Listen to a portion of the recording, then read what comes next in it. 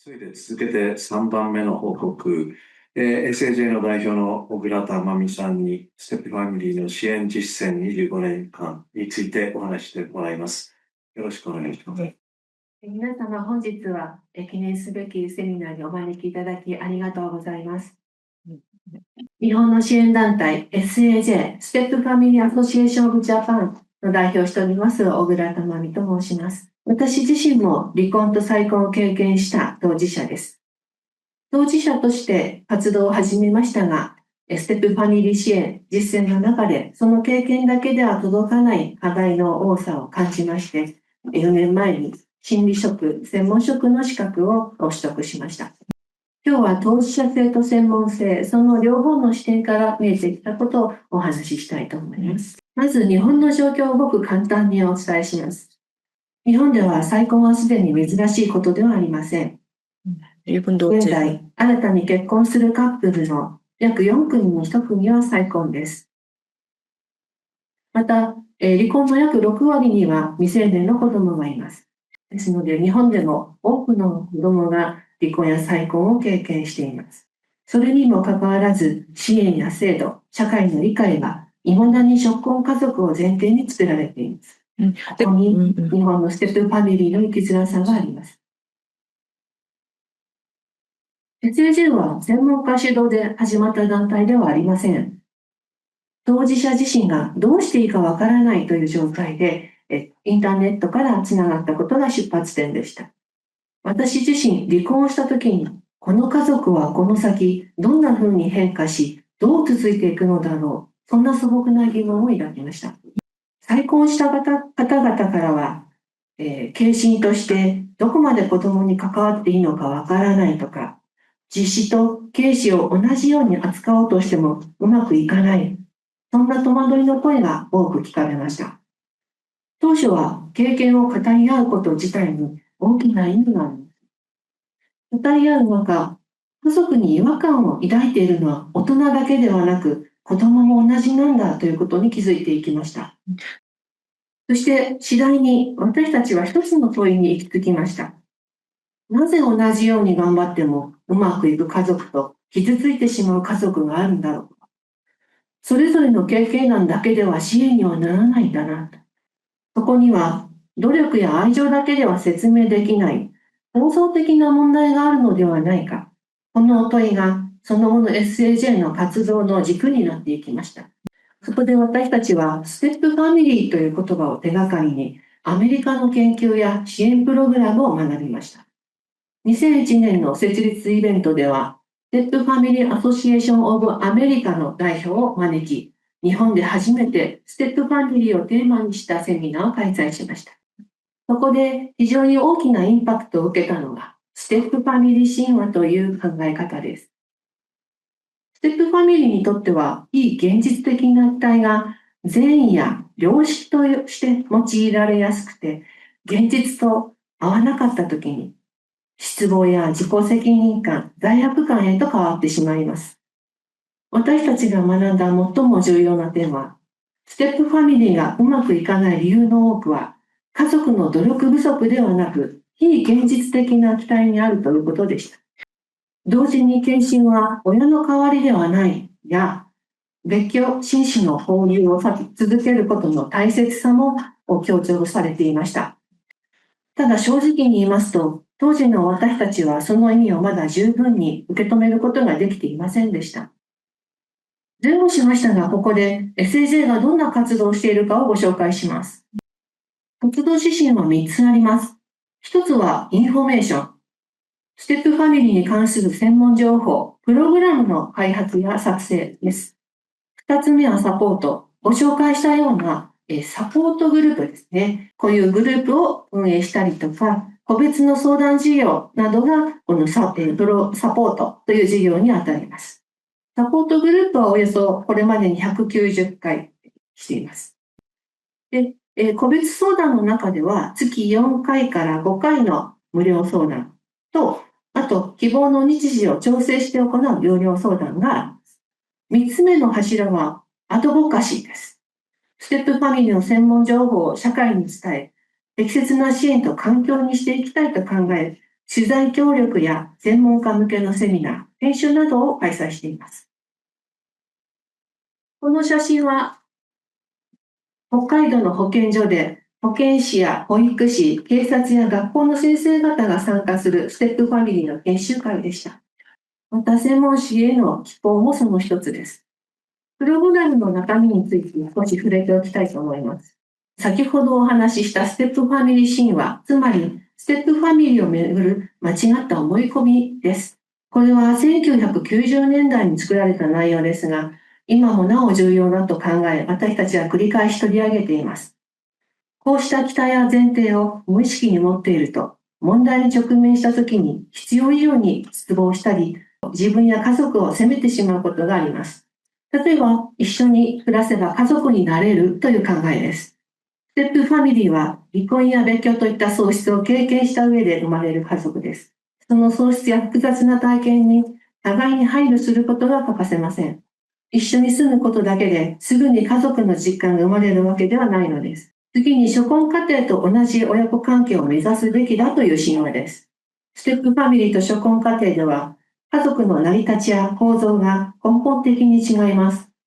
先ほどまでのお話とは同じですが、初婚家庭と同じ形を目標にすると、現実とのギャップに苦しむことになりがちです。また、継子をすぐに愛せる、子供もすぐに継親を親として受け入れられるという期待も神話です。どんな関係でも育ち成熟するには時間がかかります。実はこのことを子供の方がよく分かっている場合もあります。私を愛してくれているのだから、パートナーも私の子供も愛してくれるはずという自身の期待は、家族にフラストレーションや罪悪感を生みやすくなります。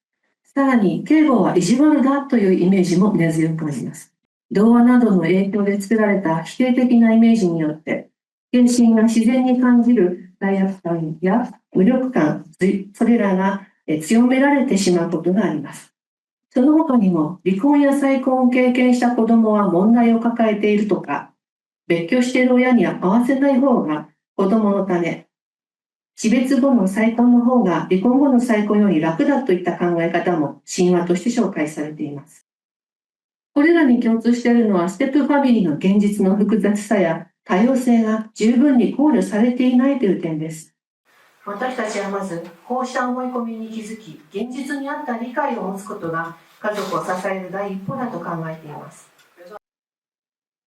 参考にしたステップファミリーアソシエーション・オブ・アメリカは2006年に活動を終えました。SAA の情報は、ナショナルステップファミリー、その後開発されたのが現在、スマートステップスというプログラムになっています。このプログラムの大きな特徴は、大人向けとは別に子ども向けのプログラムも用意されている点です。大人と子ども双方の学びや感情の整理を支え、家族全体の相互作用を考慮した構成になっています。予防的に、教育的に家族の強みにアプローチし、対人関係や幸福度を高める知識とスキルを学ぶ、いわゆるファミリーライフエデュケーションとなっています。SAG ではこのスマートステップスを日本語訳し、共同養育の考え方やしつけのガイドライン、家族間のコミュニケーション、メンタルヘルスなどを含む内容として段階的に展開しています。2014年に明治学院大学にてアメリカから開発者に来ていただき、体験しながら学ぶセミナーを開催しました。当日行った内容は報告書になっていて、SAJ のホームページに載っています。ただ日本語なので、随時翻訳していただく必要はあるかと思いますが、無料でご覧いただけます。先ほど、ステップファミリーや初婚家族とは構造が違うというお話をしました。それを図を使って確認してみたいと思います。左上の家族のイメージ図をご覧ください。服の色と人の図形が、対応していきます。初婚家族の場合です。最初にカップルの関係が作られ、そこに1人目、2人目の子供が加わっていきます。時間の積み重ねとともに情緒的にもカップルの関係が太く、家族の中心に軸が据えられて家族は育っていきます。次にステップファミリーの場合です。例えば一方が子連れのお母さんで、そこに初婚の継父が加わるケースでは、実親子の関係が先にあり、その後にカップル関係、さらに継親子関係が作られていきます。子供から見れば別居している実の父親との関係の方が継父より親密であることも少なくありません。そのため継父は実親子関係に近づこうとするほど自分が外から来た存在だと感じるようになります。カップル双方が子供を連れて再婚した場合も同じで、実親子関係が先にあり、その後にカップル、その後に継親子関係が、続きます。家庭の中に2つの文化が共存し、同じ家に暮らしていても一体感を持つまでには時間がかかることが多くあります。さらに複雑な構造では、継父自身も別居して暮らす子供を持ち、2つの家族の間で疎外感を抱えることがあります。そこに新たな子供が生まれると、この元からいた子供が、孤立感を持つ可能性もあります。このようにステップファミリーでは、もともといたメンバー、インサイダーグループと、後から加わるアウトサイダーという構造が必ず生まれます。ステップファミリーでは、一人一人の所属感とか、存在意義が揺らぎやすいという特徴があります。これは私が個別相談の場でよく使っている考え方になります。ステップファミリーの相談で最初に出てくる問題の多くは、子育てをめぐる意見の対立です。この図の縦軸は情緒的な温かさを示しています。横軸はしつけの統制の強さを示しています。まず実親ですが、実親は子供との情緒的なつながりが深く、離婚や再婚に子供を巻き込んでしまったというような申し訳なさから子供に甘くなりやすい傾向があります。一方、継親はまだ情緒的な関係が十分にできていない中で、子供の問題行動が目につきやすく、ちゃんと育てなければという統制を強めがちになります。カップルがぶつかっているとき、多くの場合、この正反対の位置に立っています。ここで大切なのは、信頼関係が十分にできる前に、継親が権威的になると、継親子関係は悪化しやすい、また夫婦関係も悪化しやすいという共通理解。そこで私たちは継親にはまず、しつけよりも温かさを優先し、友人やサポーターのような立ち位置から関係を築くということを進めています。また、ステップファミリーに限らずの話にもなりますが、コミュニケーションスキルの上手さ、下手みたいなところは関係性の質に大きく影響を与えます。スマートステップスでは特に I メッセージとソフトハードソフトという方法を大切にしています。I メッセージは相手を主語にする You ではなくて自分を主語にする I で始まる方法です。例えば子供がリビングを散らかしたままの場面であなたはなんでいつも散らかしっぱなしなのと責める代わりに私はソファーでゆっくりしたいから片付けてもらえると助かるなと伝える方法です。後者は命令や非難ではなく、私はこう感じているという表現なので、相手が次の行動を取りやすくなります。もう一つがソフトハードソフトです。厳しい内容を伝えるときも、前後に柔らかい言葉を添えることで、相手が受け取りやすくなります。例えば、継親の叱り方に違和感を持った実親が、あなたどうしてそんな言い方をするのと非難する代わりに、子供のことを一生懸命考えてくれているのは伝わる。でも少し驚いてるみたい。あなたの意図を共有したいから私に協力してもらえるという言い具合です。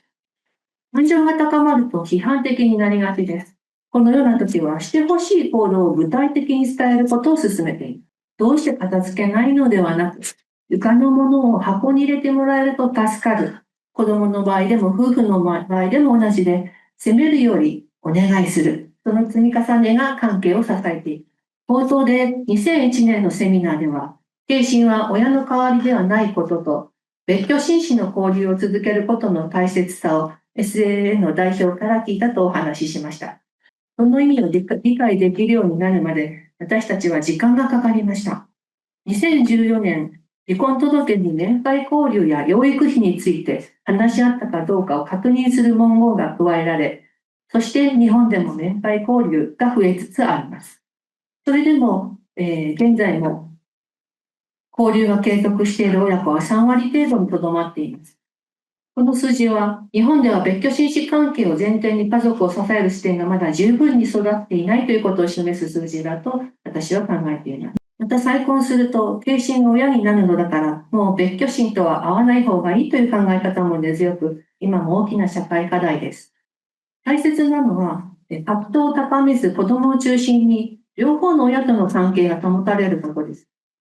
ここでは共同養育のスタイル、2つのスタイルを伝えていますが、時間が迫ってきているということで、スキップさせていただきます。ここまでお伝えしてきたように、日本のステップファミリーは、別居親子関係がある家族として十分に捉えられていない社会状況があります。例えば、ステップファミリーは一人親家庭と並んで、児童虐待問題ではリスクとして捉えられています。構造的な難しさがあること自体は否定できません。ただそれ以上に問題だと感じているのは、社会の側が非現実的な期待を押し付け、継親子関係をネガティブに評価していることです。継親は親であるべきだと言われる一方で、同時にリスクともみなされている。何気なく交わされる言葉にも否定的なメッセージが潜んでいます。もうお母さんなんだからママ派なんて言っちゃ悪いわというような表現です。親であれ、でも危険な存在でもあるというメッセージです。これはダブルスタンダードではないでしょうか。本来は支援が必要という意味でのリスクが、いつの間にか問題のある家族という評価にすり替わっています。継親の役割や距離感に幅があっていいんだ。そうした前提に立った支援が十分とは言えません。最後になります。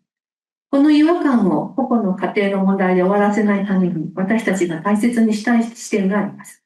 それは専門家と当事者の共同です。ステップファミリーは初婚家族の枠組みでうまく支えられません。ダブルスタンダードの状況があるにもかかわらず、現実の支援や制度は今も標準的な家族モデルを前提に作られがちです。一方で、当事者の経験だけで社会を変えられるわけでもありません。当事者の語りを研究、臨床、制度設計、実践値と結びつけていくためには専門家との共同が不可欠です。最後にこの言葉を共有して締めくくります。Nothing about us without us。私たちのことを私たち抜きで決めないで。多様なつながりを持つ家族として、ステップファミリーを支える社会をこれからも一緒に作っていけたらと願っています。ご清聴ありがとうございます。네, 감사합니다.